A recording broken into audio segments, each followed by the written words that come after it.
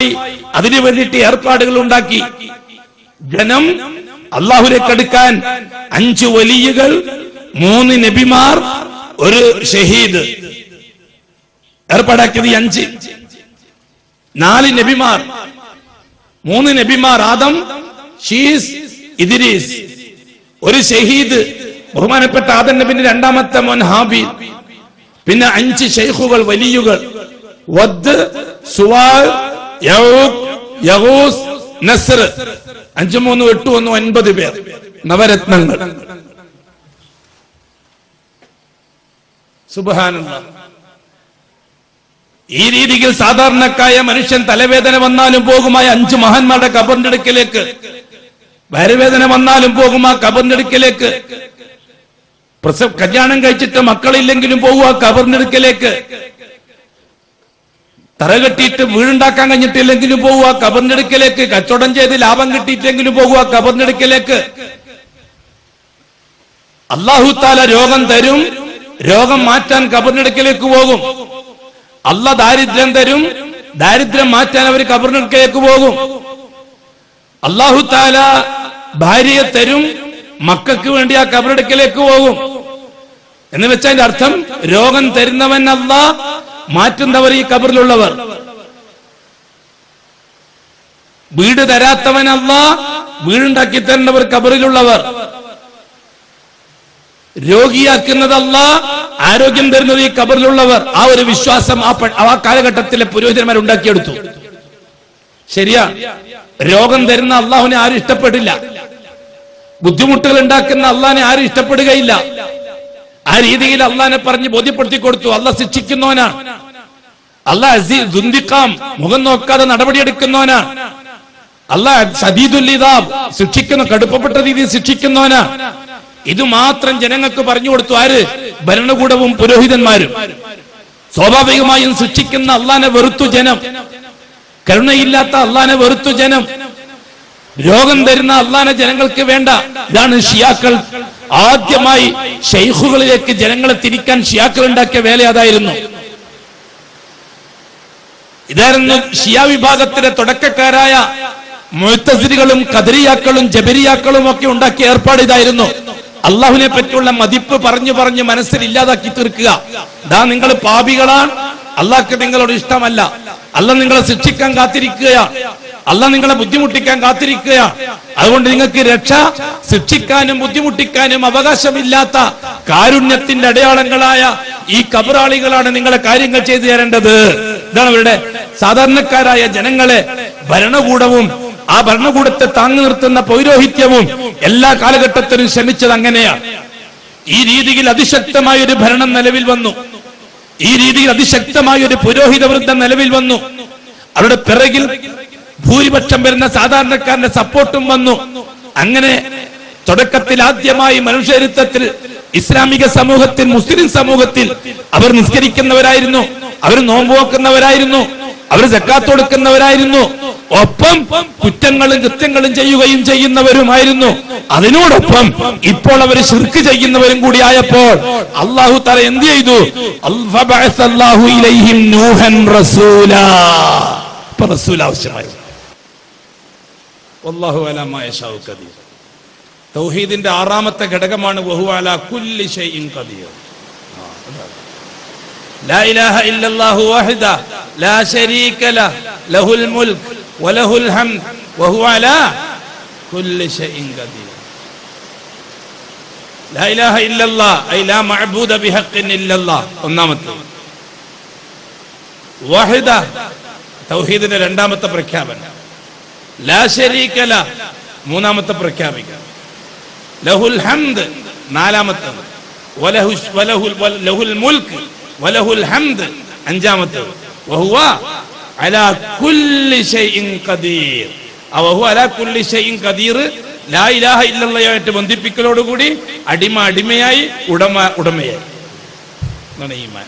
ഈമാന്റെ പ്രമേയം അതാണ്. ദീനുൽ ഇസ്ലാമിന്റെ പ്രമേയം അതാണ്. 1,24,000 നബിമാരെ അയച്ച അല്ലാഹു തആല പഠിപ്പിച്ച പൊതുതത്വം അതാണ്. അഫ്ളലുമാ ഖുൽതു അന വൻ നബിയ്യൂന മിൻ ബഅദി മിൻ ഖബലി ലാ ഇലാഹ ഇല്ലല്ലാഹു ഖൗലു ലാ ഇലാഹ ഇല്ലല്ലാഹു വഹദ ലാ ശരീക ലഹുൽ മുൽക് വലഹുൽ ഹംദ് വഹുവ അലാ കുല്ലി ഷൈഇൻ ഖദീർ. ഞാനും എന്റെ പൂർവികന്മാരായ എനിക്ക് മുമ്പ് കഴിഞ്ഞുപോയവരുമായ മുഴുവൻ നബിമാരും പറഞ്ഞ വാക്കുകൾ വിട്ട് ഏറ്റവും അഫ്ളലായ വാക്ക്, അവരുടെ പ്രഖ്യാപനത്തിൽ ഏറ്റവും വലിയ അർത്ഥപൂർണമായ പ്രഖ്യാപനം ലാ ഇലാഹ ഇല്ലല്ലാഹു വഹദ ലാ ശരീക ലഹുൽ മുൽക് വലഹുൽ ഹംദ് വഹുവ അലാ കുല്ലി ഷൈഇൻ ഖദീർ എന്നാണ് അല്ലാഹുവിന്റെ റസൂൽ സല്ലല്ലാഹു അലൈഹി വസല്ലം. ബഹുമാനമുള്ള സഹോദരന്മാരെ സഹോദരിമാരെ വളരെ ശ്രദ്ധിച്ചിട്ട് കേൾക്കണം. വർത്തമാന കാലഘട്ടത്തിൽ മുസ്ലിം ഉമ്മത്ത് എത്തിപ്പെട്ടിരിക്കുന്ന മഹാദുരന്തത്തിന്റെ ആഴം മനസ്സിലാക്കാനാണ് ഞാൻ ഇത്രയും വ്യക്തമായി മനുഷ്യന്റെ തുടക്കക്കാർ ഈ ഭൂമിയിൽ ചെയ്തു വെച്ച ജോലി വിശദീകരിക്കാൻ തയ്യാറായത്. അതെ, അല്ലാഹു തആല പറഞ്ഞു തന്ന സംഭവങ്ങളിൽ നിന്ന് വർത്തമാനകാല സംഭവങ്ങളെ വായിച്ചെടുക്കുക എന്നുള്ളതാണ് മുഅ്മിനീങ്ങളുടെ ജോലി. അതേ നടക്കുള്ളൂ.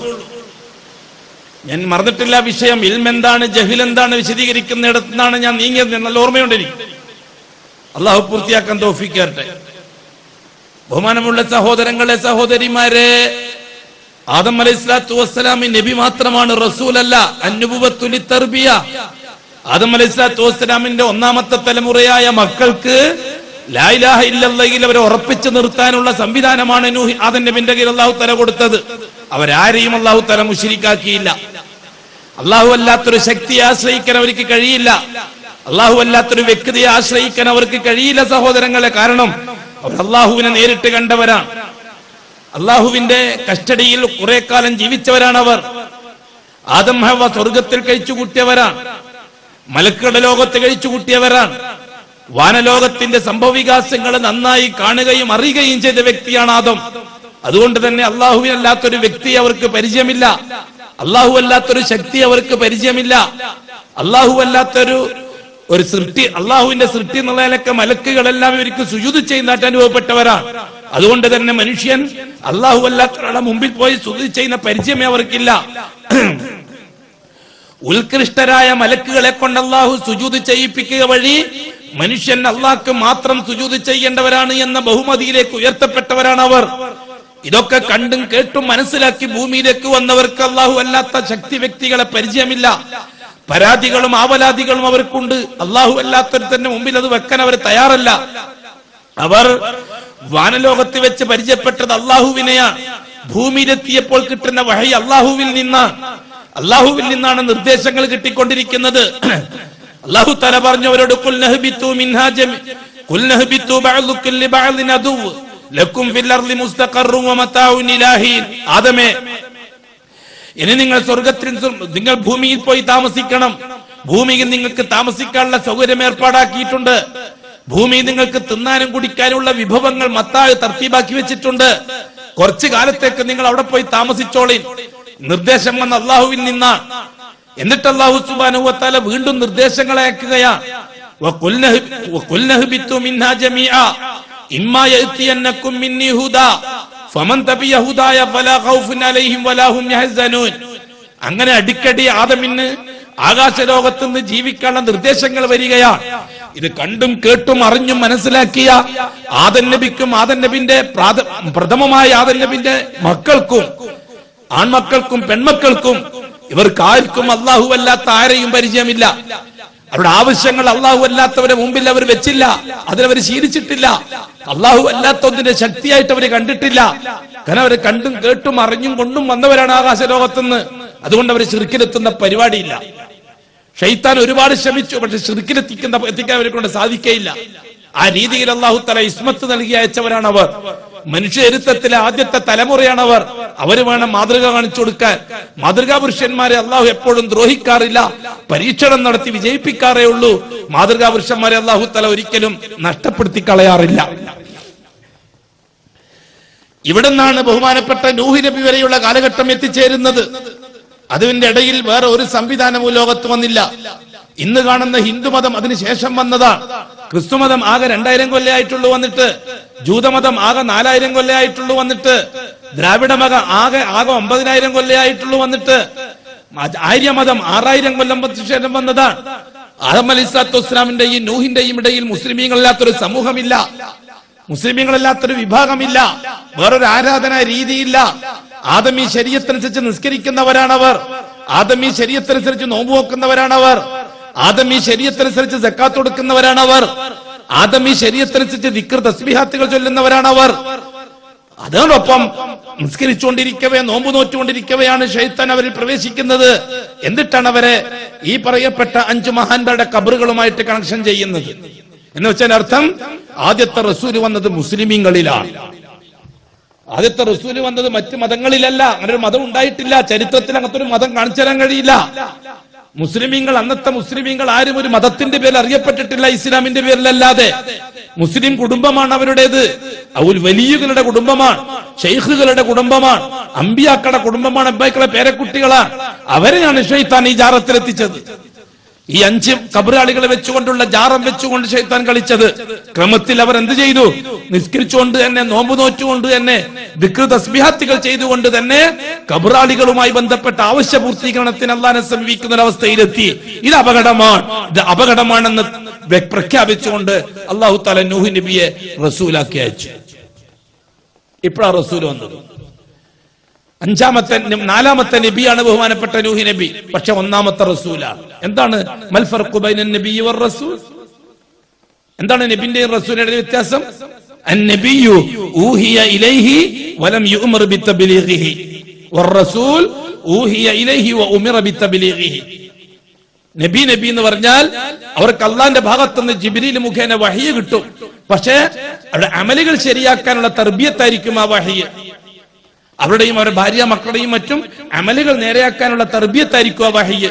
വലം യുഅ്മർ ബിതബ്ലീഗിഹി, അത് പ്രബോധനം ചെയ്യാനുള്ള വിഷയങ്ങളായിരിക്കുകയില്ല, സമൂഹത്തോട് ദഅവത്ത് ചെയ്യാനുള്ള വിഷയങ്ങളായിരിക്കുകയില്ല. അത് റസൂൽ അങ്ങനെയല്ല. വറസൂൽ ഊഹിയ ഇലൈഹി വഉമിറ ബിതബ്ലീഗിഹി. റസൂൽ എന്ന് പറഞ്ഞാൽ അവരുടെ സ്വന്തം അമലുകൾ നേരെയാക്കാനുള്ള തർബിയത്തും അതിനോടൊപ്പം ആ കിട്ടുന്ന നിർദ്ദേശങ്ങൾ മറ്റുള്ളവർക്ക് പ്രബോധനം ചെയ്യാനുള്ളതും കൂടിയായിരിക്കും. അവർക്കാണ് റസൂൽ എന്ന് പറയുന്നത്. 1,24,000 പേര് നബിമാരാണ്. നബിമാര് മുഴുവനും വഹി ഇറങ്ങുന്നവരാണ്. നബിമാര് മുഴുവനും സ്വന്തം തർബിയത്തുള്ളവരാണ്, തർബിയത്ത് ചെയ്യേണ്ടവരാണ്. ഓരോ നബിയും അവരവരുടെ ഈമാൻ രക്ഷപ്പെടുത്താൻ വേണ്ടി പാടുപെട്ടവരാണ്. ഓരോ നബിയും അവരുടെ ഇഖ്ലാസ് രക്ഷപ്പെടുത്താൻ വേണ്ടി പാടുപെട്ട് പരിശ്രമിച്ചവരാണ്. നമുക്ക് ചരിത്രത്തിലേക്ക് കടക്കുമ്പോൾ അത് ബോധ്യപ്പെടും.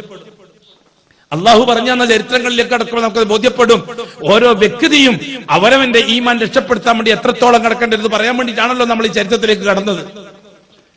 ഹദ്റത്ത് നൂഹ് നബി അലൈഹി സ്വലാത്തു വസ്സലാം നബിയായിട്ട് വന്നു. പരിശീലനങ്ങൾ ഒരുപാട് കിട്ടി. നൂഹ് നബിന്റെ സ്വന്തം ഈമാൻ നിലനിർത്തി കൊണ്ടുപോകാൻ, നൂഹ് നബിന്റെ ഒന്നിച്ച് കിട്ടിയ 72 പേരുടെ ഈമാൻ നിലനിർത്തി കൊണ്ടുപോകാൻ ബഹുമാനപ്പെട്ട നൂഹ് നബിക്ക് റിസാലത്ത് നൽകി. എന്താണ് റിസാലത്ത് കൊണ്ട് ഉദ്ദേശിച്ചത്? ആ 5 ഖബറാളികളെ വെച്ചുകൊണ്ട് അള്ളാഹുവിന്റെ പകരക്കാരെയോ, അള്ളാഹുവിന്റെ സമന്മാരെയോ, അള്ളാഹുവിന്റെ സഹായികളെയോ, അള്ളാഹുവിന്റെ വസീലകളോ, അള്ളാഹുവിന്റെ ഷഫീകളോ ആക്കി തീർത്തിരിക്കുന്ന ഈ 5 ഖബറാളികളെ ആശ്രയിക്കുന്ന സമൂഹത്തെ തിരുത്തി അള്ളാഹു മാത്രം എന്ന് പരിചയപ്പെടുത്തി കൊടുക്കാൻ. നിങ്ങൾ അള്ളാഹുവിനെയാണ് വിളിക്കേണ്ടത്, അള്ളാഹു മാത്രമേ വിളിക്കാൻ പറ്റൂ. ലാ ഇലാഹ ഇല്ലല്ലാഹു വഹ്ദഹു ലാ ശരീക ലഹ്. അള്ളാഹ് മാത്രമല്ല, അള്ളാഹുവിനെ ഒന്നിച്ച് വേറെ ആരുമില്ല എന്നും കൂടി അംഗീകരിച്ചാലേ ഈമാനാവുള്ളൂ. അള്ളാഹ് ഉണ്ടെന്ന് അംഗീകരിച്ചാൽ മാത്രം പോരാ ഈമാനാവാൻ, അള്ളാഹ് മാത്രമേ ഉള്ളൂ എന്ന് അംഗീകരിച്ചാലേ ഈമാനാവുള്ളൂ. അള്ളാഹ് ഉണ്ടെന്ന് അംഗീകരിക്കാത്തവർ ആരായിട്ടില്ല. അള്ളാഹു റബ്ബാണെന്ന് അംഗീകരിക്കാത്ത ഒരു മനുഷ്യരും ഭൂമിയിലില്ല. ഹിന്ദുവും ക്രിസ്ത്യാനിയും ജൂതനും മജൂസിയും എല്ലാം മനുഷ്യനായി പറക്കുന്ന ഓരോരുത്തരും അള്ളാഹു റബ്ബാണെന്ന് ഷഹാദത്ത് പറഞ്ഞിട്ട് വന്നവരാണ്. ഒരു ഹിന്ദുവിന്റെ കുടുംബത്തിൽ ജനിച്ചു, അല്ലെങ്കിൽ ഒരു ക്രിസ്ത്യാനിയുടെ കുടുംബത്തിൽ ജനിച്ചു, അല്ലെങ്കിൽ ഒരു ജൂതന്റെ കുടുംബത്തിൽ ജനിച്ചു, അല്ലെങ്കിൽ ഒരു നിരീശ്വരവാദിയുടെ കുടുംബത്തിൽ ജനിച്ചു എന്നതുകൊണ്ട് അവൻ അള്ളാഹുവിൽ ഷഹാദത്ത് ചെയ്യാത്തവനാകുന്നില്ല. അംഗീകരിച്ചല്ലേ അള്ളാഹുവിനെ? അതെ, അബൂജഹൽ അള്ളാഹിനെ അംഗീകരിച്ചിട്ടുണ്ട്, ഉത്ബത്ത് അള്ളാഹിനെ അംഗീകരിച്ചിട്ടുണ്ട്. പക്ഷേ അള്ളാഹു തആല പറഞ്ഞത് എന്താണ്? ഞാൻ റബ്ബാണെന്ന് അംഗീകരിച്ചാൽ മാത്രം പോരാ, ഞാൻ മാത്രമേ ഉള്ളൂ റബ്ബായിട്ട് അംഗീകരിക്കാൻ നിങ്ങൾ തയ്യാറാവണം. അതിന് ഉലൂഹിയത്ത് കൊണ്ട് സാക്ഷ്യപ്പെടുത്തണം, ഇബാദത്ത് കൊണ്ട് സാക്ഷ്യപ്പെടുത്തണം. ഉലൂഹിയത്ത് ഇബാദത്താണ്. ലാ ഇലാഹ ഐ ലാ മഅബൂദ ബിഹഖിൻ, അതിന്റെ അർത്ഥം അങ്ങനെയാണ്. അതുകൊണ്ട് ഇബാദത്ത് കൊണ്ട് സാക്ഷ്യപ്പെടുത്തണം. നിങ്ങൾ ഭൂമിയിൽ ആവശ്യപ്പെടുന്ന ഷഹാദത്ത് അതാണ്. അഷ്ഹദു അല്ലാ ഇലാഹ ഇല്ലല്ലാഹ്. റബ്ബാണെന്ന് അംഗീകരിച്ചുകൊണ്ട് കാര്യമാകുന്നില്ല, ആ റബ്ബിന് മാത്രമേ ഉള്ളൂ എല്ലാം. അതാണ് ലാ ഇലാഹ കൊണ്ട് ഉദ്ദേശിക്കുന്നത്. പലരും തെറ്റിദ്ധരിച്ചത് ലാ ഇലാഹ പറഞ്ഞ ഇല്ല, ലാ ഇലാഹ പറയാനുള്ളത് മാത്രമല്ല, പറഞ്ഞ് പ്രവർത്തിക്കാനുള്ളതാണ്. അൽ ഈമാൻ അൽ ഈമാൻ അത്തസ്ദീഖു ബിൽ ഖൽബ് വൽ ഇഖ്റാറു ബിൽ ലിസാൻ വൽ അമലു ബിൽ ജവാരിഹ്. ഇതാണ് ഈമാൻ. ഇതാണ് ഈമാന്റെ മുസമ്മ. ഈമാൻ എന്നാൽ എന്താണെന്ന് ചോദിക്കുമ്പോൾ വിശ്വാസം എന്ന് അർത്ഥം പറഞ്ഞു പോകരുത്. അങ്ങനെ ഒരു അർത്ഥമില്ല. ഈമാന്റെ വിശ്വാസം എന്ന് പറഞ്ഞിട്ട് അർത്ഥമില്ല. ഈമാൻ എന്താണെന്ന് ചോദിച്ചാൽ 3 കാര്യങ്ങളാണ് ഈമാൻ. ഒന്ന്, അള്ളാഹുവിനെ സംബന്ധിച്ച് മനസ്സിൽ പൂർണ്ണമായി സത്യമാക്കുക. 2, വൽ ഇഖ്റാറു ബിൽ ലിസാൻ, ആ സത്യമാക്കിയ പ്രഖ്യാപനം നാവ് കൊണ്ട് നടത്തുക, ലാ ഇലാഹ ഇല്ലല്ലാഹ് ഉപയോഗിച്ചുകൊണ്ട്. 3, അൽ അമലു ബിൽ ജവാരിഹ്, ആ അള്ളാഹുവിന്റെ കൽപ്പന അവയവങ്ങളെ കൊണ്ട് പ്രാവർത്തികമാക്കുക. ഇത് 3ഉം കൂടിയുള്ളതാണ് ഈമാൻ. ഇതിൽ നിന്ന് ഒന്ന് പോയാൽ അവന്റെ ഈമാൻ ബാത്തിലാണ്. ഈമാൻ ബാത്തിലായാൽ ഹുവ ഖാലിദുൻ ഫിന്നാർ.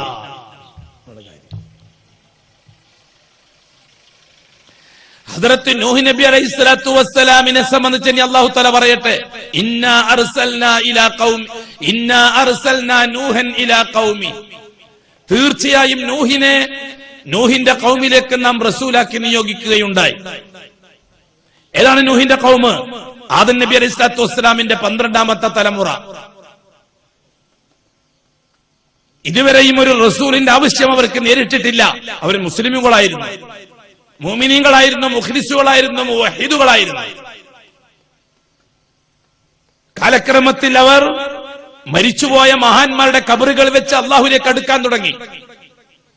അള്ളാഹുവിന്റെയും അവരുടെയും ഇടയിൽ ചിലർ ഖബറിലുള്ള മഹാന്മാരെ പകരക്കാരാക്കി, നിദ്ദുകളാക്കി.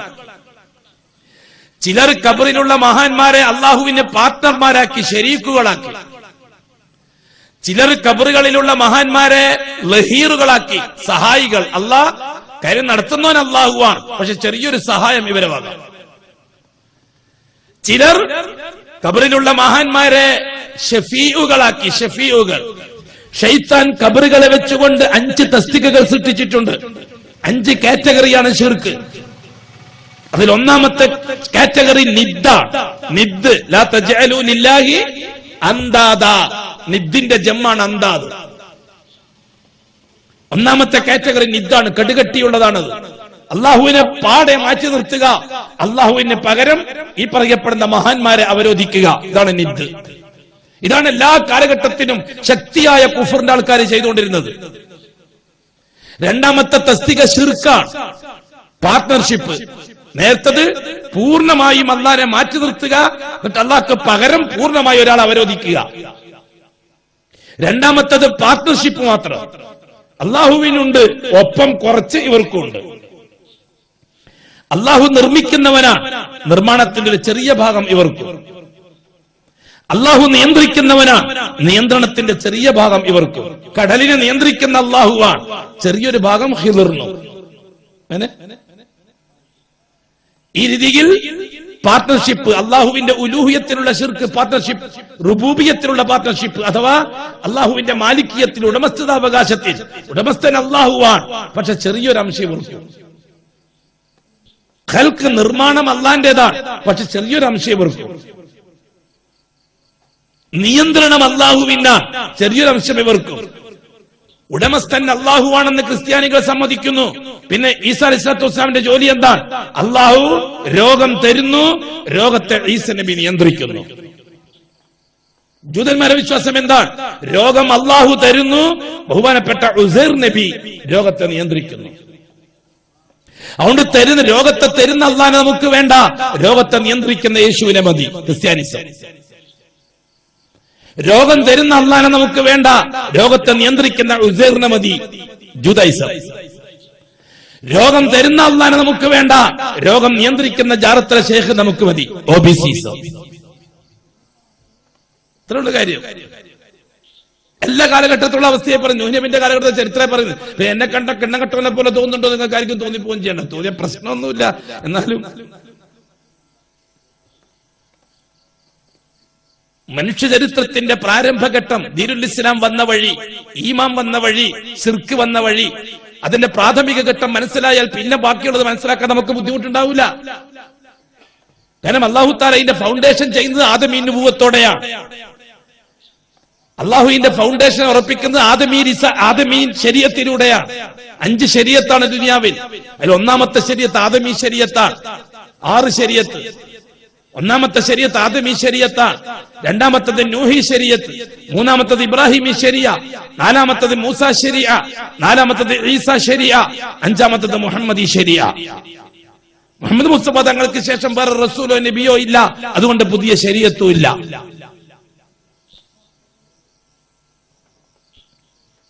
ബഹുമാനപ്പെട്ട നൂഹ് നബി അലൈഹി സ്വലാത്തു വസ്സലാമിനെ അല്ലാഹു റസൂലാക്കി. ഇന്നാ അർസൽനാ നൂഹൻ ഇലാ ഖൗമി.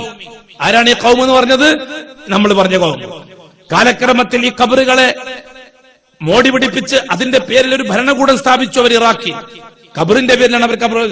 അന്ന് രാമനില്ല, അന്ന് കൃഷ്ണനില്ല, ഭഗവതിയും ഭഗവാനും ഇല്ല, അയ്യപ്പനും മുത്തപ്പനും ഇല്ല, യേശു ഉസൈറും ഇല്ല. ഈ പറയുന്നവരെല്ലാം പിന്നെ വന്നവരാണ്.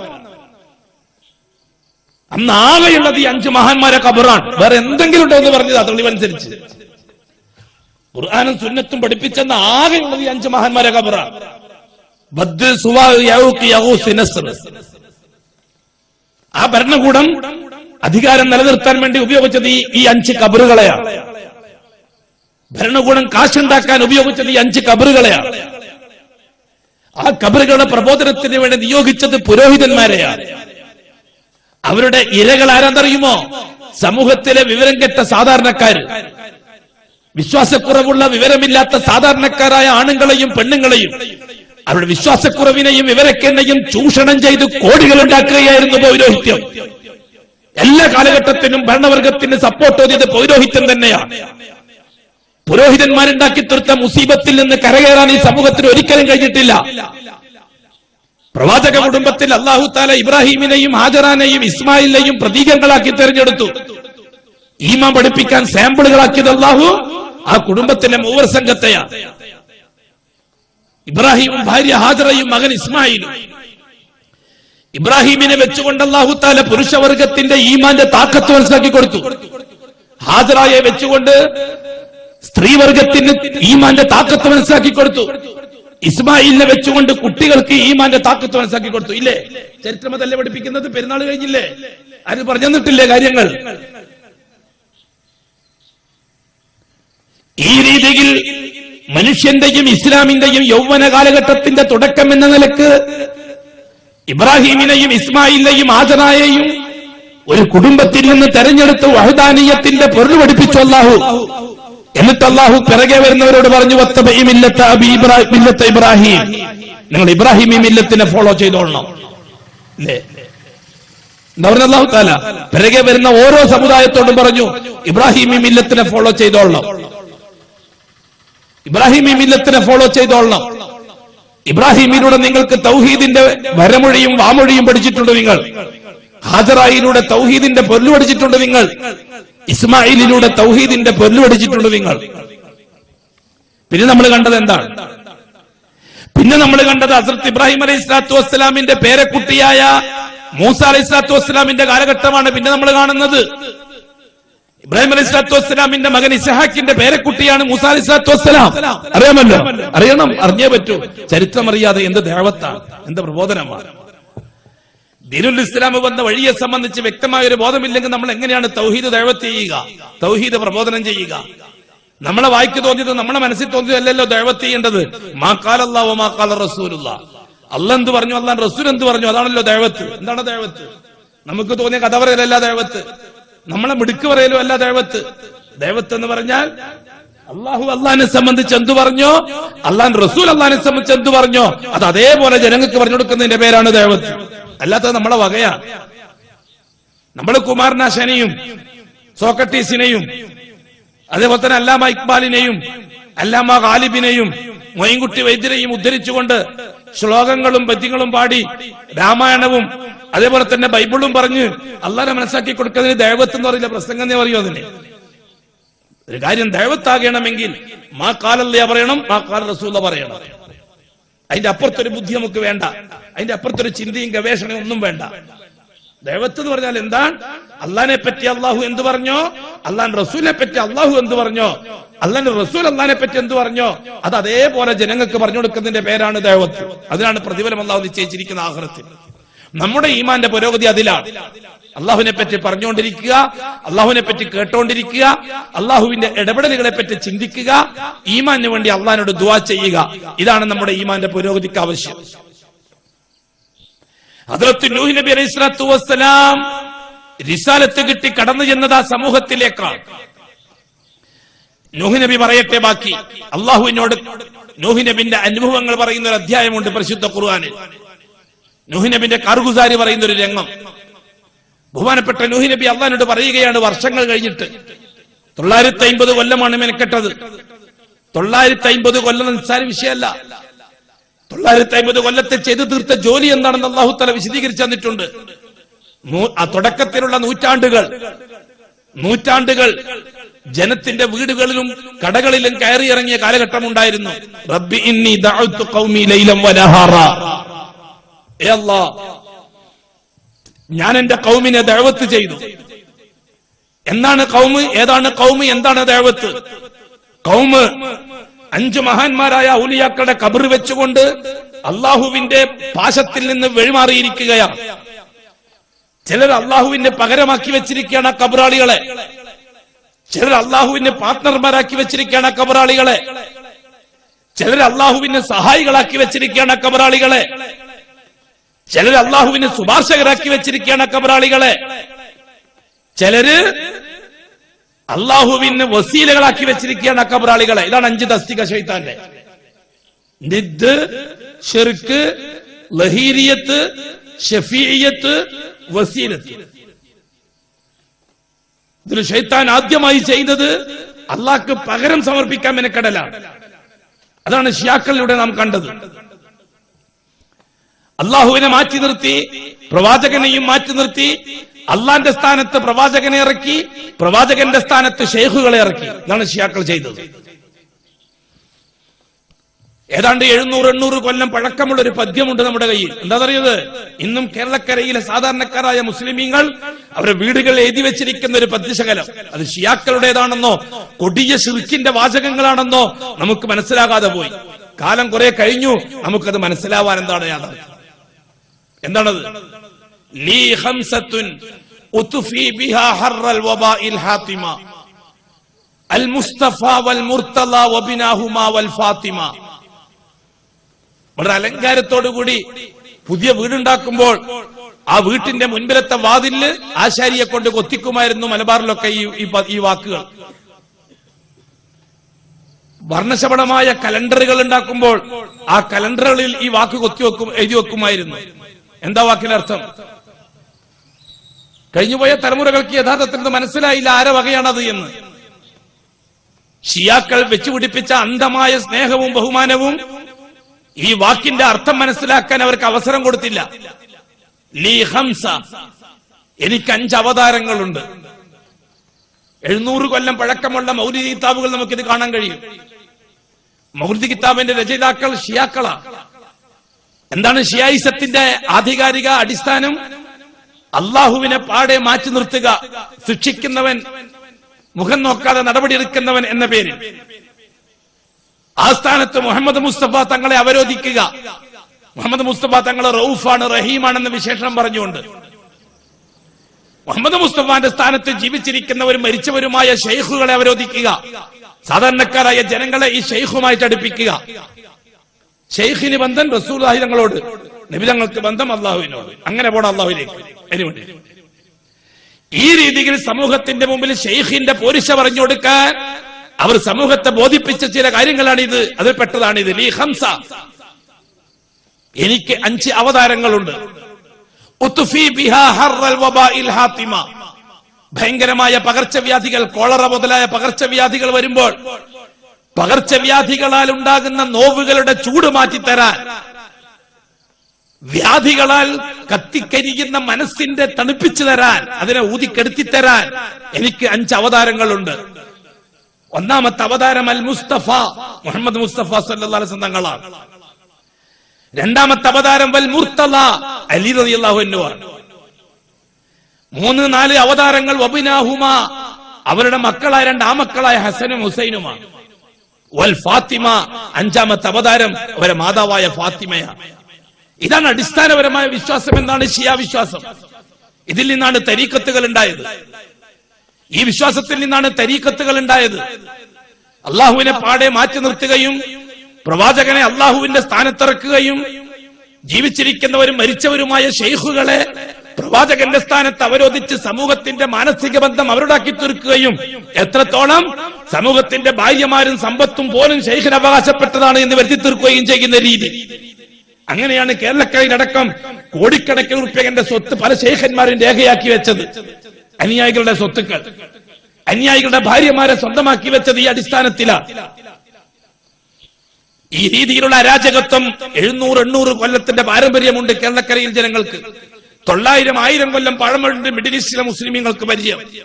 ഇതിലൊക്കെ തട്ടി തകർത്ത് തരിപ്പണമാക്കിക്കൊണ്ടാണ് ശൈഖുൽ ഇസ്ലാം ഇബ്നു തൈമിയ്യ റഹിമഹുല്ലാ ഹദീസ് വിപ്ലവവുമായിട്ട് 12ാം നൂറ്റാണ്ടിൽ രംഗത്ത് വന്നത്. മനസ്സിലാക്കണം, ചരിത്രം വന്ന പോക്ക് മനസ്സിലാക്കണം.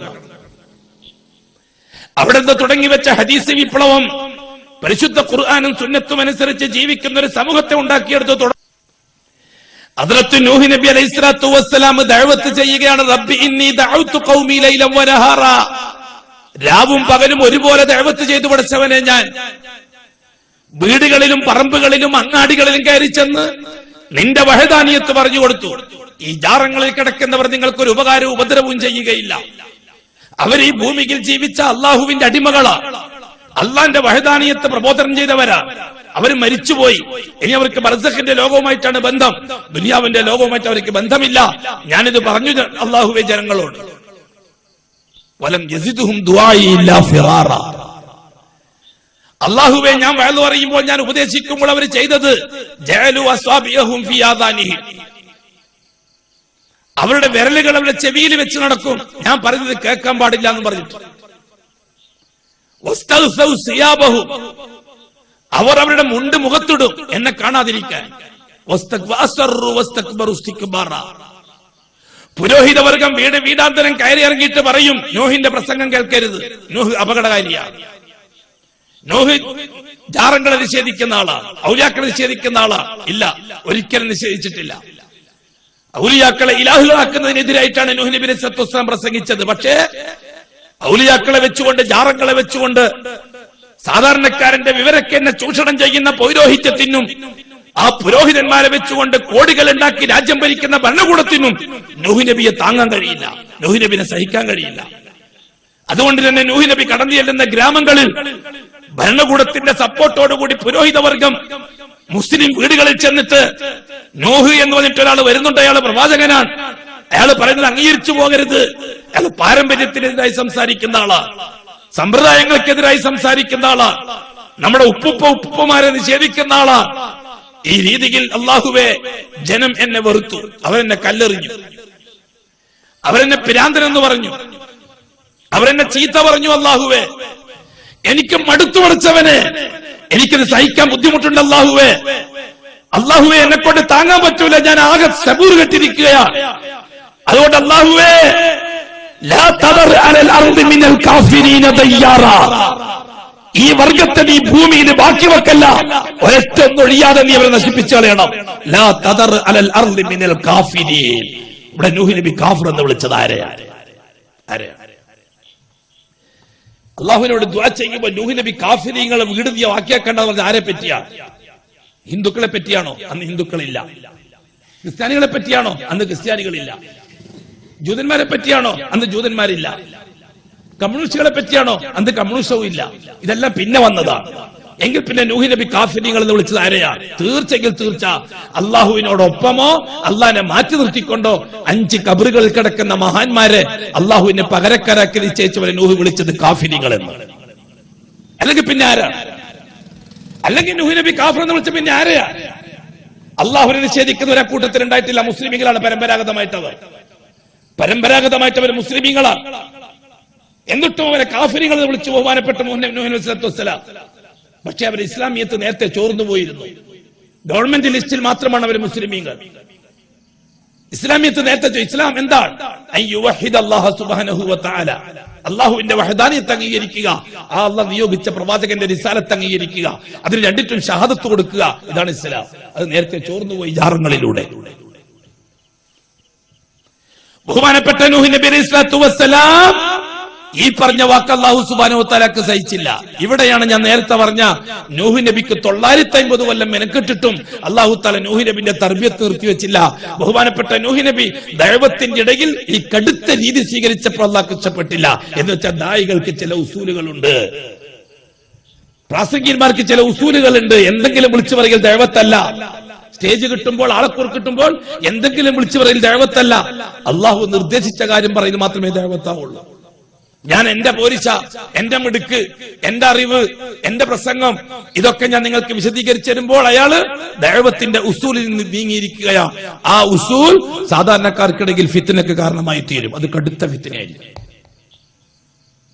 അല്ലാഹു തആല കടുകടുത്ത പരീക്ഷണത്തിന് വിധേയമാക്കും. ആരെ? ആ ദായികളെ, പ്രബോധനം ചെയ്യുന്നവരെ. സാധാരണക്കാരനെ അല്ലാഹു തആല വിട്ടുകളയും. അല്ലാഹുവിന്റെ ഇബാദുകളിൽ 3 കാറ്റഗറി ഉണ്ട്. 1 അഖസ്സുൽ ഇബാദ്, 2 ഖാസ്സുൽ ഇബാദ്, 3 ആമുൽ ഇബാദ്. അടിമകളിൽ നിന്ന് സാധാരണക്കാർ, അടിമകളിൽ നിന്ന് ഖാസ്സുകൾ, പ്രത്യേകക്കാർ, വിഐപിസ്, ഇബാദുർ റഹ്മാൻ അല്ലദീന യംശൂന അലൽ അർദി ഹൗന. മൂന്നാമത്തത് അഖസ്സുൽ ഇബാദ്. ബഹുമാന അല്ലാഹു തആല അബ്ദ് എന്ന പേര് നേർക്കുനേരെ പേര് കൊടുത്തവർ. അയ്യൂബ് അലൈഹിസ്സലാത്തു വസ്സലാം വദ്കുർ അബ്ദന അയ്യൂബ്. മുഹമ്മദ് മുസ്തഫ സുബ്ഹാനല്ലദി അസ്റാ ബി അബ്ദിഹി ലൈല. ഇതിൽ ഉയർന്ന കാറ്റഗറിയിലുള്ളവരുടെ വായിൽ നിന്ന് നേരിയൊരു അബദ്ധവാക്ക് വന്നാ മതി, കടുകടുത്ത പണിഷ്മെന്റ് ഉണ്ടാവും. രണ്ടാമത്തെ കാറ്റഗറിക്കാരൊക്കെയാണെങ്കിൽ കുറച്ചു കാലം കാത്തു വെക്കും, പിന്നെ അല്ലാഹു തആല കൈകാര്യം ചെയ്യും. മൂന്നാമത്തെ ക്യാരക്ടറുകാരെ അല്ലാഹു തആല വെറുതെ വിടും. ലാ ഇലാഹ ഇല്ലല്ലാഹ് എന്ന് 70,000-മോ 70 ലക്ഷം വീതമോ ചൊല്ലുന്നവര് കണ്ടേക്കാം. അതുകൊണ്ടും ഈ സൗഭാഗ്യം ലഭിച്ചു എന്ന് പറയാൻ നിവൃത്തിയില്ല.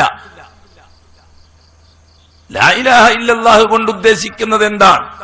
3 യാഥാർത്ഥ്യങ്ങൾ അവരിൽ പുലരലാണ്.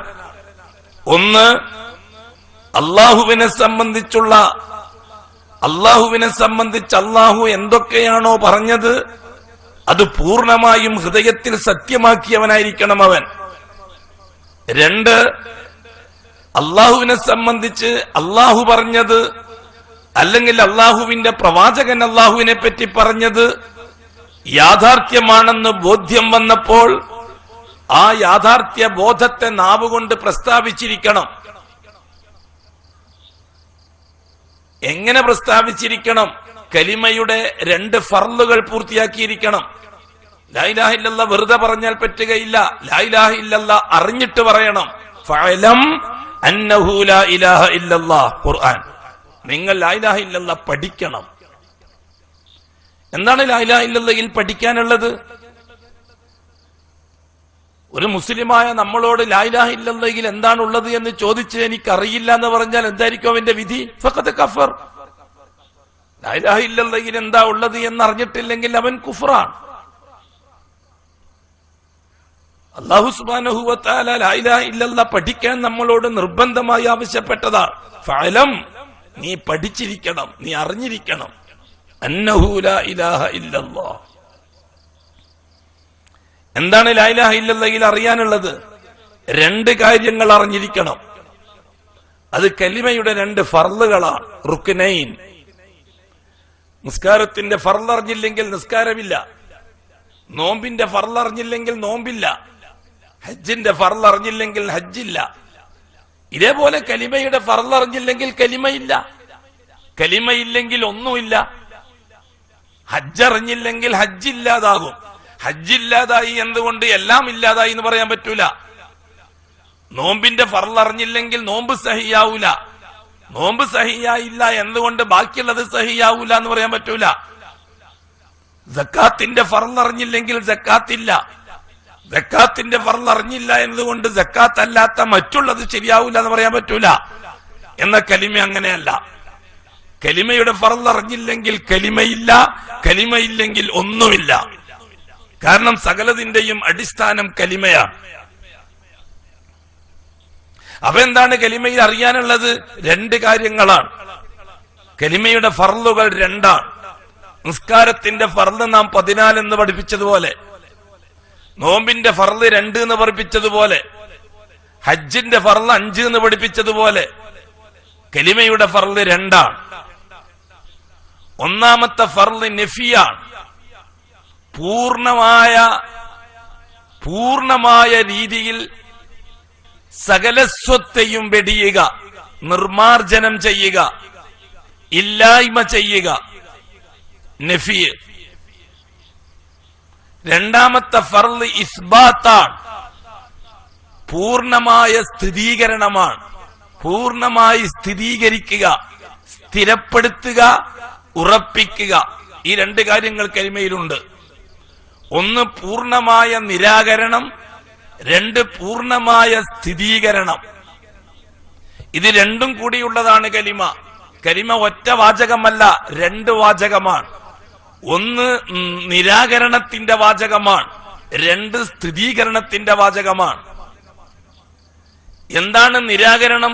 ലാ ഇലാഹ. ആദ്യം നടക്കേണ്ടത് അതാണ്. പ്രസ്താവന വെറുതെ ആകാൻ പാടില്ല. ഭാഷ അറിയാതെ പ്രസ്താവനയില്ല, കാര്യമറിയാതെ പ്രസ്താവനയില്ല. എന്താണ് നിരാകരിക്കേണ്ടത്? ലാ ഇലാഹ ഐ ലാ മഅബൂദ ബിഹഖിൻ. ഏതൊരു കാര്യം ഏതൊരുവനും മാത്രമായിട്ട് നിർവഹിക്കണമോ ആ രീതിയിൽ നിർവഹിക്കപ്പെടേണ്ടവനായിട്ടില്ല ആരുമില്ല. ഒരു നബിയില്ല, ഒരു റസൂലില്ല, ഒരു വലിയില്ല, ഒരു ശൈഖില്ല, ഒരു ബീവിയില്ല, ഒരു ബാവയില്ല, ഒരു ശക്തിയില്ല, ഒരു വ്യക്തിയില്ല, ഒരു വസ്തുവില്ല, ഒരു ദേവിയില്ല, ഒരു ദേവനില്ല, ഒരു ഭഗവതിയില്ല, ഒരു ഭഗവാനില്ല, ആരോഗ്യമില്ല, സമ്പത്തില്ല, അധികാരമില്ല, സൗന്ദര്യമില്ല, ഒന്നുമില്ല. ഇബാദത്ത് അഥവാ ഒരടിമയിൽ നിന്ന് എന്തെങ്കിലും അർപ്പിക്കാൻ യോഗ്യതയുള്ളവൻ അതാര് മാത്രമായിരിക്കണം? ഇല്ലല്ലാഹ്, അത് അല്ലാഹു മാത്രമേ ഉള്ളൂ. ആദ്യം കംപ്ലീറ്റ് ഒഴിവാകണം മനസ്സെന്ന്. വല്ലാഹി, ഈ മേൽപ്പറയപ്പെട്ടതിൽ നിന്ന് ഏതെങ്കിലും ഒന്നിനെ മനസ്സിൽ ആശ്രമത്തിൽ വെച്ചുകൊണ്ട് ഇല്ലല്ലാ പറഞ്ഞാൽ അവന്റെ കലിമ സഹിയാകുകയില്ല. കലിമ സഹിയാകാനുള്ള ഷർത്ത് തുടക്കത്തിൽ ഇലാഹുകളെ മുഴുവനും ഹൃദയത്തിൽ നിന്ന് ഒഴിവാക്കണം. ഒരാളൊരു മുസ്ലിമാണ്, പക്ഷെ അയാളുടെ ആശ്രയത്വം മുഴുവനും അയാളുടെ ഉദ്യോഗത്തിലാണ്. ഉദ്യോഗമില്ലെങ്കിൽ ഞാൻ എന്താകും എന്ന വിഷമത്തിലാണ് അയാള്. മറ്റൊരാള് രോഗത്തിലാണ്, ഒരു ഡോക്ടറുടെ ആശ്രയത്തിലാണ് അയാൾ. അഥവാ ഡോക്ടർ ഇല്ലെങ്കിൽ എന്റെ അവസ്ഥ എന്താകുമായിരുന്നു? ഒരാൾക്ക് നല്ല സൗന്ദര്യമുണ്ട്, ആ സൗന്ദര്യത്തിന്റെ പേരിലാണ് അയാൾക്ക് ജോലി കിട്ടിയത്. എനിക്ക് സൗന്ദര്യമില്ലെങ്കിൽ ഞാൻ എന്താകുമായിരുന്നു? ഒരാൾക്ക് നല്ല ആരോഗ്യമുണ്ട്, ആരോഗ്യത്തിന്റെ പേരിലാണ് അയാൾക്കൊരു ജോലി കിട്ടിയത്. ആരോഗ്യമില്ലായിരുന്നുവെങ്കിൽ ഞാൻ എന്താകുമായിരുന്നു? അങ്ങനെ അങ്ങനെ അങ്ങനെ ഒരു മനുഷ്യൻ തന്റെ 24 മണിക്കൂർ നേരത്തുള്ള ജീവിതത്തിൽ അല്ലാഹുവല്ലാത്ത എന്തിനെയാണോ അവന്റെ ജീവിതം മുന്നോട്ട് കൊണ്ടുപോകാൻ അവൻ ആശ്രയിക്കുന്നത്, അവകൾക്കൊന്നും സ്വന്തമായിട്ടൊരു പ്രാപ്തിയും ഞാൻ വകവെച്ചു കൊടുക്കുകയില്ല ഇല്ലല്ലാ, അല്ലാഹുവിനല്ലാതെ. ഇതാണ് കലിമയുടെ രണ്ട് ഫർള്. ഒന്ന് നഫിയാണ്, മറ്റേത് ഇസ്ബാത്താണ്. അപ്പോഴാണ് കലിമ സഹിയാകുന്നത്. ആ കലിമന്റെ അടിസ്ഥാനത്തിലാണ് നിസ്കാരം സഹിയാകുന്നത്. ആ കലിമന്റെ അടിസ്ഥാനത്തിലാണ് നോമ്പ് സഹിയാകുന്നത്. ആ കലിമന്റെ അടിസ്ഥാനത്തിലാണ് ഹജ്ജ് സഹിയാകുന്നത്. ഒരാള് അള്ളാഹുവിനെ അംഗീകരിക്കുന്നു, പക്ഷേ ഒരു വലിയനെ ആശ്രയിക്കുന്നു. എടാ, നിസ്കാരം എങ്ങനെ ശരിയാവാനാണ്? കലിമ പൂർണ്ണമല്ല. കലിമ പൂർണ്ണമല്ല. കലിമയിൽ ഇസ്ബാത്ത് മാത്രമേ നടന്നുള്ളൂ, നഫി നടന്നില്ല. സ്ഥിരീകരണം മാത്രമേ നടന്നുള്ളൂ, നിരാകരണം നടന്നില്ല. ഒരാൾ ഒരു ജീവിച്ചിരിക്കുന്ന ശൈഖിനെ ആശ്രയിച്ച് കഴിയുന്ന ആളാണ്. അള്ളാഹുവിനെ അംഗീകരിക്കുകയും ഏതോ നാട്ടിൽ ജീവിക്കുന്ന ഒരു ശൈഖിനെ സകല പ്രശ്നത്തിലും ആശ്രയിക്കുകയും ചെയ്യുന്ന ആളാണ്. അയാളെ കലിമ പൂർണ്ണമല്ല. എന്തുകൊണ്ട്? ഇല്ലല്ലാഹ് എന്നത് നടന്നിട്ടുണ്ട്, ലാ ഇലാഹ എന്നത് നടന്നിട്ടില്ല. അതുകൊണ്ട് അത് ജീവിച്ചിരിക്കുന്നവരെ ആശ്രയിച്ചാലും ശരി, മരിച്ചുപോയവരെ ആശ്രയിച്ചാലും ശരി, അള്ളാഹുവിനെ അംഗീകരിക്കുക, അള്ളാഹു അല്ലാത്തവരെ ആശ്രയിക്കുക. മുസ്ലിമീങ്ങളിൽ മിക്കവരും കണ്ടുകൊണ്ടിരിക്കുന്ന കാര്യം അതാണ്. അതേ അവസരത്തിൽ മൊത്തത്തിൽ മനുഷ്യർ ഏത് മതജാതി വിഭാഗത്തെ എടുത്തു നോക്കിയാലും അള്ളാഹുവിനെ അംഗീകരിക്കുന്നവരാണ്. പക്ഷെ അള്ളാഹു അല്ലാത്തവരെ ആശ്രയിക്കുന്നവരാണ്. എന്ന് വെച്ചാൽ അള്ളാഹുവിന്റെ റുബൂബിയ്യത്തിനെ ഭാഗികമാക്കുന്നവരാണ്. അള്ളാഹു അവരാണ് ഈ പ്രപഞ്ചത്തിന്റെ നാഥനെന്ന് വിശ്വസിക്കുന്നവരാണ് ക്രിസ്ത്യാനികൾ. പക്ഷെ ആശ്രയത്വം മുഴുവനും അള്ളാഹുവിന്റെ അടിമയും പ്രവാചകനുമായ ഈസാ അലൈഹിസ്സലാത്തു വസ്സലാമിലാണ്. അള്ളാഹുവാണ് ഈ പ്രപഞ്ചത്തിന്റെ റബ്ബ് എന്ന് വിശ്വസിക്കുന്നവരാണ് ജൂതന്മാർ. പക്ഷേ അവരുടെ സകല ആശ്രയത്വവും അള്ളാഹുവിന്റെ അടിമയും പ്രവാചകനുമായ ഉസൈർ റഹ്മഹുല്ലാഹിയിലാണ്. അതേപോലെ തന്നെ അള്ളാഹുവാണ് ഈ പ്രപഞ്ചത്തിന്റെ നാഥൻ എന്ന് വിശ്വസിക്കുന്നവരാണ് ഹൈന്ദവർ. അതോടൊപ്പം ദൈനംദിന ജീവിതത്തിന്റെ ആശ്രയത്വം മുഴുവനും അള്ളാഹുവിന്റെ അടിമയായ രാമനിലോ കൃഷ്ണനിലോ ആണ്. മുസ്ലിമീങ്ങൾ അള്ളാഹുവിലാണ് പ്രപഞ്ചത്തിന്റെ ഉടമസ്ഥതാവകാശം സമ്മതിക്കുന്നത്. ആകാശഭൂമികളുടെ ഉടമസ്ഥതാധികാരം അല്ലാഹു തആലാക്കാണ്. പക്ഷേ കാര്യങ്ങൾ ദൈനംദിന ജീവിതത്തിന്റെ വിഷയങ്ങളിൽ അവർ ആശ്രയിക്കുന്നത് ഒന്നിക്കിൽ ഏതെങ്കിലും ശൈഖിനെയാണ്, അല്ലെങ്കിൽ ഒരു വലിയനെയാണ്. അവർ ചിലപ്പോൾ ജീവിച്ചിരിക്കുന്നവരായേക്കാം, അവർ ചിലപ്പോൾ മരിച്ചുപോയവരായേക്കാം. എന്താ സംഭവിച്ചിരിക്കുന്നത്? അള്ളാഹുവിനെ അംഗീകരിക്കുന്നു, അള്ളാഹു അല്ലാത്തവരെ ആശ്രയിക്കുന്നു. ബഹുമാനമുള്ള സുഹൃത്തുക്കളെ, സഹോദരന്മാരെ, ദീനുൽ ഇസ്ലാമിൽ നിന്നല്ലാതെ ഉണ്ടായ മതം ഏതാണ് ദുനിയാവിലുള്ളത്? മുസ്ലിമീങ്ങളിൽ നിന്നല്ലാതെ ഏതൊരു മതമാണ് സ്വതന്ത്രമായി രൂപകൽപ്പന നൽകപ്പെട്ടിട്ടുള്ളത് ഈ ലോകത്ത്? നൂഹ് നബി അലൈഹിസ്സലാത്തു വസ്സലാമിന്റെ റിസാലത്ത് ഭൂമിയിൽ ഇസ്ലാമിനെ പൂർണ്ണമാക്കി. നൂഹ് നബി അലൈഹിസ്സലാത്തു വസ്സലാമിന് ശേഷം മുസ്ലിമീങ്ങളായി ജീവിച്ചു അവർ. കാലക്രമത്തിൽ ഭരണകൂടവും പൗരോഹിത്യവും അവരുടെ താൽപര്യത്തിനനുസരിച്ച് മുസ്ലിം സമൂഹത്തിന്റെ മനസ്സുകളിലേക്ക് ധാരണകൾ ചെലുത്തി. മരിച്ചുപോയവരെ വെച്ചുകൊണ്ട് ഭരണകൂടം അധികാരം നടത്തുകയും ആ അധികാരത്തെ താങ്ങി നിർത്താൻ പൗരോഹിത്യം മരിച്ചുപോയവരെ സാധാരണക്കാർക്ക് പരിചയപ്പെടുത്തി കൊടുക്കുകയും ചെയ്തു. മരിച്ചുപോയവരുടെ പേരിൽ പ്രതിഷ്ഠിക്കപ്പെട്ട പ്രതിഷ്ഠകളെ വെച്ചുകൊണ്ട് ഭരണകൂടം പൗരോഹിത്യത്തെ വെച്ച് രാജ്യം ഭരിച്ചു. അങ്ങനെയാണല്ലോ ഇസ്ലാമീയത്തിൽ നിന്ന് ദ്രാവിഡയിസം പിരിഞ്ഞുപോയത്. ദ്രാവിഡ മതം ഉണ്ടായത് അങ്ങനെയാണ്. ഇവിടെ പാരമ്പര്യം ലാ ഇലാഹ ഇല്ലല്ലാഹ് നൂഹും റസൂലുള്ളാഹ് എന്ന കലിമയാണ്. ലാ ഇലാഹ ഇല്ലല്ലാഹ് നൂഹും റസൂലുള്ളാഹ് എന്ന കലിമയാണ് ദ്രാവിഡ സമൂഹത്തിന്റെ പാരമ്പര്യം. കാലങ്ങൾ മുന്നോട്ട് പോയി. ഇസ്ലാമിൽ നിന്ന് വ്യതിചലിച്ചു പോയ, എന്താണ് വ്യതിചലിക്കാൻ കാരണം? മരിച്ചുപോയ മഹത്തുക്കൾക്ക് വല്ലതും പല ശക്തികളും ഉണ്ടെന്ന് വിശ്വസിപ്പിച്ച് ഭരണകൂടവും പുരോഹിതന്മാരും അവരെ പ്രയോജനപ്പെടുത്തി അവരുടെ മനസ്സിലേക്ക് അല്ലാഹുവല്ലാത്ത ശക്തികളെ കടത്തിവിട്ട് അവരെ പൂർണ്ണമായ രീതിയിൽ സാമ്പത്തികമായും പൂർണ്ണമായ രീതിയിൽ അധികാരപരമായും ചൂഷണം ചെയ്തു. ഈ ചൂഷണത്തിനെതിരെ ഹസ്രത്ത് ഇബ്രാഹിം അലൈഹിസ്സലാത്തു വസ്സലാം രംഗത്ത് വന്നു. ഇബ്രാഹിം അലൈഹിസ്സലാത്തു വസ്സലാം വരുമ്പോഴേക്ക് നൂഹ് നബി സ്ഥാപിച്ചെടുത്ത ഇസ്ലാമിന്റെ ഒരു അംശം പോലും ദുനിയാവിൽ ബാക്കിയില്ല.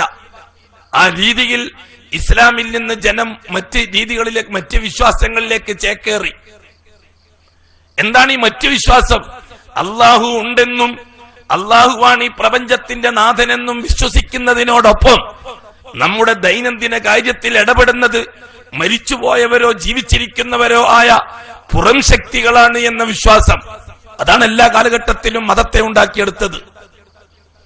ഇതിനെതിരായിട്ട് ഇബ്രാഹിം അലൈഹിസ്സലാത്തു വസ്സലാം ശബ്ദിച്ചു.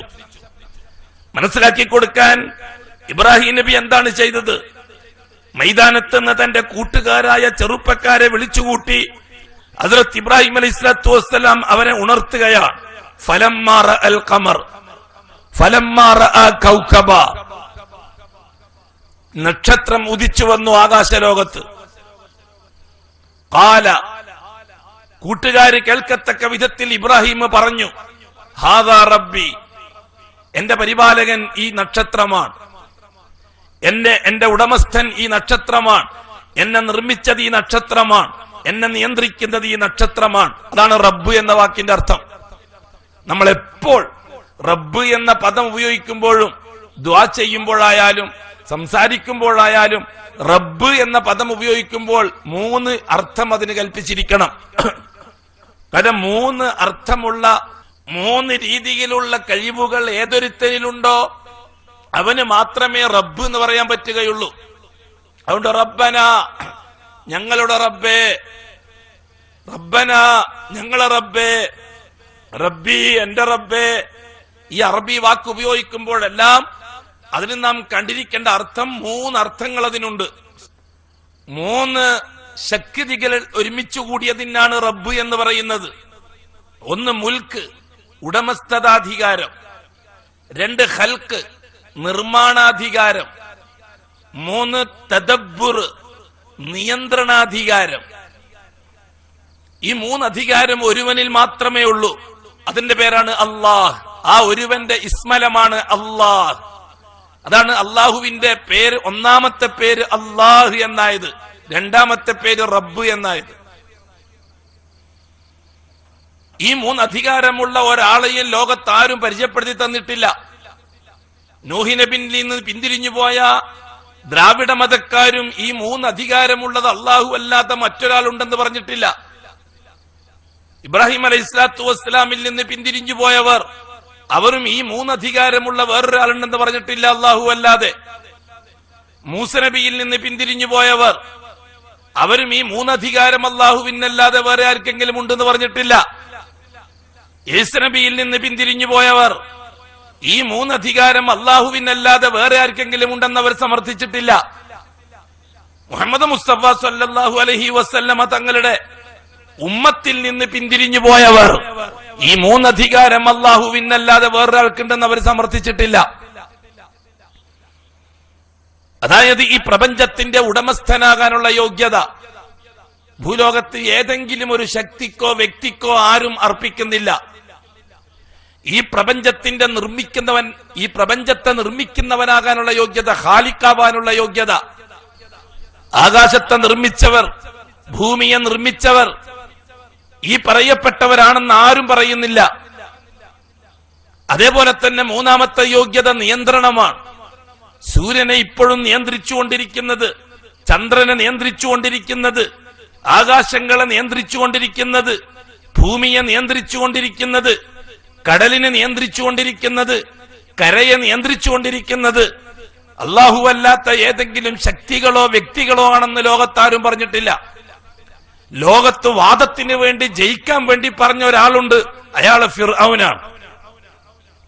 ലോക ചരിത്രത്തിൽ ഞാനാണ് റബ്ബ് എന്ന് ജയിക്കാൻ വേണ്ടിയിട്ട് വാദിച്ച ഒരേ ഒരാള് ഫിർഔനാണ്. അള്ളാഹു പറഞ്ഞു, നാവ് കൊണ്ട് ഞാനാണ് റബ്ബെന്ന് പറയുമ്പോഴും അവന്റെ ഹൃദയം അല്ല എന്ന് പറയുന്നുണ്ടായിരുന്നു എന്ന് അള്ളാഹു തആല വിശദീകരിച്ചിട്ടുണ്ട്. എന്താണ് ആ സംഭവം? ആകത്തുക അത് മനസ്സിലാക്കിയാൽ മതി. അല്ലാഹു അല്ലാത്ത ശക്തികൾക്കും വ്യക്തികൾക്കും നിയന്ത്രണാധികാരവും നിർമ്മാണാധികാരവും വകവെച്ചു കൊടുക്കുന്നവർ ആ ഒരു ഉദാഹരണത്തിലൂടെ നമ്മുടെ കാലഘട്ടത്തിൽ നടക്കുന്ന സംഭവങ്ങളെ കൂട്ടി വായിച്ചാൽ കാര്യം ബോധ്യപ്പെടും. മൂസ അലൈഹിസ്സലാത്തു വസ്സലാം ഈജിപ്തിലെ ജനങ്ങൾക്ക് അള്ളാന്റെ വഹദാനിയത്ത് പഠിപ്പിച്ചു കൊടുക്കുകയായിരുന്നു. എന്താണ് സുഹൃത്തുക്കളെ വഹദാനിയത്ത് കൊണ്ട് ഉദ്ദേശിക്കുന്നത്?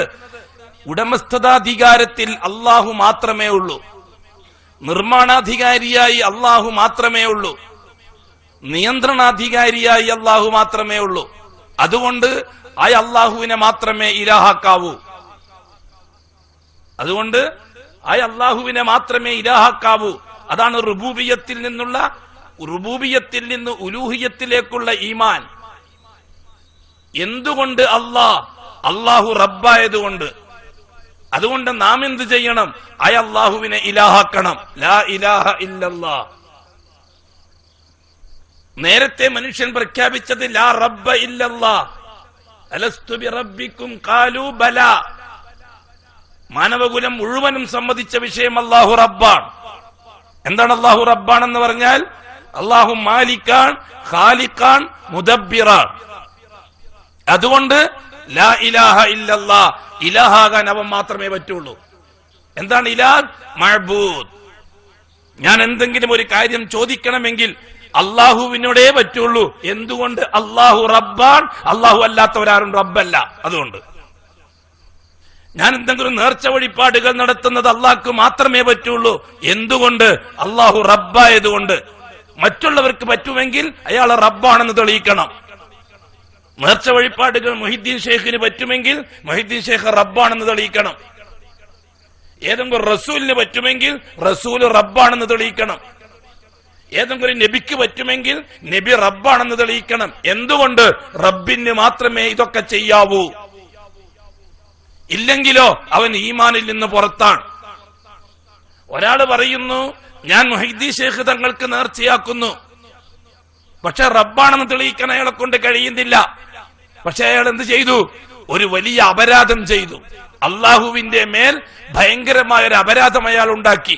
അള്ളാഹ്ക്ക് മാത്രം അവകാശപ്പെട്ടതും ഞാനാണ് റബ്ബ് എന്ന് വളരെ വ്യക്തമായി അള്ളാഹ് പറഞ്ഞതുമായ കാര്യം അതിൽ നിന്ന് മറ്റൊരാളെ അതിൽ പങ്കെടുപ്പിച്ചുകൊണ്ടായി അള്ളാഹ്ക്ക് കൊടുക്കേണ്ട അവകാശം അതിനൊരു അംശമെങ്കിലും അള്ളാഹു അല്ലാത്തവർക്ക് കൊടുത്തു. അതുകൊണ്ടാണ് അള്ളാഹു തആല പറഞ്ഞത്, ഇന്നഹു മൻ യുശ്രിക് ബില്ലാഹ് ഫഖദ് ഹറമല്ലാഹു അലൈഹിൽ ജന്ന. ഏതെങ്കിലും ഒരുത്തൻ അള്ളാഹ്ക്ക് അവകാശപ്പെട്ടത് അള്ളാഹു അല്ലാത്തവർക്ക് ഒരു അംശം പോലും വകവെച്ചു കൊടുത്താൽ അവന്റെ മേൽ സ്വർഗം ഹറാമാൻ. അവൻ സ്വർഗം ഹറാമാൻ. വമഅ്വാഹുൻ നാർ, നരകം അവന്റെ അഭയമാൻ. വമാ ലിൽളാമിലീന മിൻ അൻസാർ, ആ കുരുത്തം കെട്ടവർക്ക് ഒരു തരത്തിലുള്ള സഹായം ലഭിക്കുകയില്ല. നമ്മൾ വളരെ വ്യക്തമായി മനസ്സിലാക്കിയേ പറ്റൂ. എന്താണ് ഈമാൻ, എന്താണ് തൗഹീദ്, എന്താണ് ശിർക്ക്. അതിനാദ്യം നാം അള്ളാഹുവിനെ പഠിക്കണം. അള്ളാഹുവിനെ പഠിക്കുമ്പോൾ ആദ്യമായി പഠിക്കേണ്ട വിഷയം അള്ളാഹു റബ്ബാണ്. അതാണ് ബഹുമാനപ്പെട്ട മൂസ അലൈഹി സ്വലാത്തു വസ്സലാം ഈജിപ്തിലെ ജനങ്ങൾക്ക് മനസ്സിലാക്കി കൊടുത്തത്. അള്ളാഹു റബ്ബാണ്. ഈ പ്രപഞ്ചത്തിന് ഉടമപ്പെടുത്താൻ ഒരേ ഒരു അവകാശിയേ ഉള്ളൂ, അവൻ അള്ളാഹുവാണ്. ഒരു പുൽക്കൊടിയുടെ ഉടമസ്ഥാവകാശം പോലും അള്ളാഹു അല്ലാത്തവർക്കില്ല. അള്ളാഹു അല്ലാത്തൊരു നബിക്ക് ഒരു പുൽക്കൊടിയുടെ അവകാശം അള്ളാഹു വകവെച്ചു കൊടുത്തിട്ടില്ല. അള്ളാഹു അല്ലാത്തൊരു റസൂലിന് ഒരു പുൽക്കൊടിയുടെ ഉടമസ്ഥാധികാരം അള്ളാഹു വകവെച്ചു കൊടുത്തിട്ടില്ല. അള്ളാഹു അല്ലാത്തൊരു വലിയന് ഒരു പുൽക്കൊടിയുടെ ഉടമസ്ഥാവകാശം അള്ളാഹു വകവെച്ചു കൊടുത്തിട്ടില്ല. രണ്ടാമത് അള്ളാഹുവാണ് ഖാലിഖ്, ഖൽഖ്, നിർമ്മാണാധികാരം അള്ളാഹുവിന് മാത്രമുള്ളതാണ്. ഒരു ഈച്ചയെ പോലും നിർമ്മിക്കാൻ ആരെയും അള്ളാഹു തആല സമ്മതിച്ചിട്ടില്ല. അത് അള്ളാഹു തന്നെ വളരെ വ്യക്തമായിട്ട് പറഞ്ഞ കാര്യമാണ്. ഒരു നബിക്ക് ഒരു ഈച്ചയെ പോലും നിർമ്മിക്കാനുള്ള ഏകപക്ഷീയമായ അധികാരം അള്ളാഹു തആല വകവെച്ചു കൊടുത്തിട്ടില്ല. ഒരു റസൂലിനെ വകവെച്ചു കൊടുത്തിട്ടില്ല. ബഹുമാനപ്പെട്ട ഈസാ അലൈഹി സ്വലാത്തു വസ്സലാം മരിച്ചവരെ ജീവിപ്പിച്ചു എന്ന് പറഞ്ഞില്ല. എങ്ങനെ ജീവിച്ചാൽ വഅൻഫുഖു ഫീഹി ബിഇദ്നില്ലാ, അള്ളാന്റെ സമ്മതപ്രകാരമാണ് എന്ന് അള്ളാഹ് പറഞ്ഞു ഊതാൻ. അപ്പൊ ഈസ നബി ഊതി, അപ്പോൾ അത് ജീവനുള്ളതായി. അള്ളാഹ് പറഞ്ഞു തടവാൻ, അപ്പൊ ഈസ നബി തടവി. അപ്പോൾ ഇവിടെ വെറും അടിമ മാത്രമാണ് ഈസ, ഉടമ അള്ളാഹുവാണ്. ഇതിൽ ഈസാ അലൈഹി സ്വലാത്തു വസ്സലാമിന് ഒരു തരത്തിലുള്ള ഇടപെടലുമില്ല. കംപ്ലീറ്റ് ഇടപെടൽ അള്ളാഹുവിന്റേതാണ്. ഈസാ അലൈഹി സ്വലാത്തു വസ്സലാം വെറും ഒരു അടിമ മാത്രമാണ് ഇക്കാര്യത്തിൽ.